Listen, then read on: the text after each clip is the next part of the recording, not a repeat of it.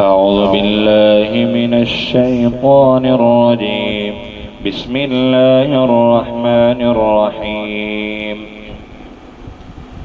يا أيها المزمل قم الليل إلا قليلا نصفه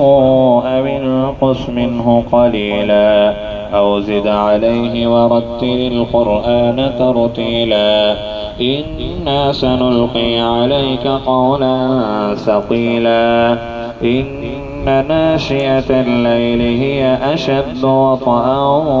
وأقوم قيلا إن لك في النهار صبحا طويلا واذكر اسم ربك وتبتل إليه تبتيلا رب المشرق والمغرب لا إله إلا هو فاتخذه وكيلا واصبر على ما يقولون واهجرهم هجرا جميلا وذرني والمكذبين أولي النعمة ومهلهم قليلا إن لدينا أنكالا وجحيما وطعما ذا غصة وعذابا أليما يوم ترجف الأرض والجبال وكانت الجبال كثيبا مهيلا إنا أرسلنا إليكم رسولا شاهدا عليكم كما أرسلنا إلى فرعون رسولا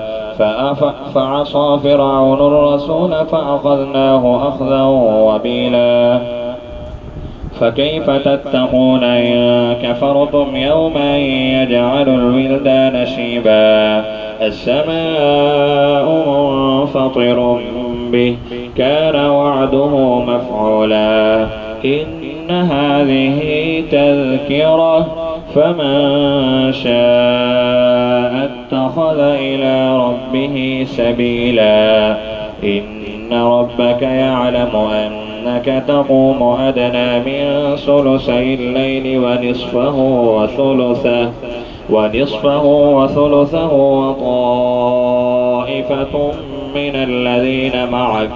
والله يقدر الليل والنهار علم أن لن تحصوه فتاب عليكم فقرأوا ما تيسر من القرآن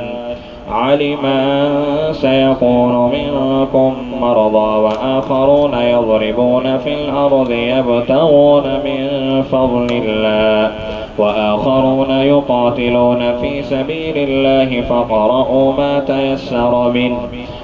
تيسر منه وأقيموا الصلاة وآتوا الزكاة وأقرضوا الله قرضا حسنا وما تقدموا لأنفسكم من خير تجدوه عند الله هو خيرا وأعظم أجرا واستغفروا الله إن الله غفور رحيم.